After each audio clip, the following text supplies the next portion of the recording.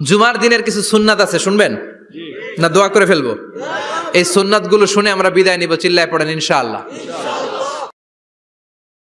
জুমার দিনের প্রথম সুন্নত হচ্ছে জুমার দিনের ফজরের নামাজটা জামাতে পড়া। সবাই কয় খাইছে, হুজুরে ধরছে জায়গা মতো, আসল জায়গায়। জুমার নামাজের প্রথম সুন্নত হচ্ছে ফজরের নামাজটা কি পড়া? জামাতে। আফদালুস সালাওয়াত ইনদাল্লাহি সালাতুল ফাজরি ফি ইয়াউমিল জুমআতি ফি জামাআহ। বিশ্বনবী বললেন জুমার নামাজের 15টা সুন্নত মুখস্থ রাখতে হবে। 1 নাম্বার সুন্নত ফজরের সালাত জামাতে পড়তে হবে। 2 নামাজ মুনাফিকদের কাছে সবচেয়ে কঠিন, একটা হচ্ছে ফজরের নামাজ আর একটা এশার নামাজ। এক আলেমকে জিজ্ঞেস করা হলো ফজরের বাতাসটা এত ঠান্ডা আর স্নিগ্ধ কেন? আলেম উত্তর দিয়েছিল, কারণ ফজরের বাতাসে মুনাফিকদের নাকের দুর্গন্ধ মিশে না। ফজরের বাতাসটা স্নিগ্ধ, ফজরের সময় আল্লাহওয়ালাদের আনাগোনা, মুসল্লিদের আনাগোনা,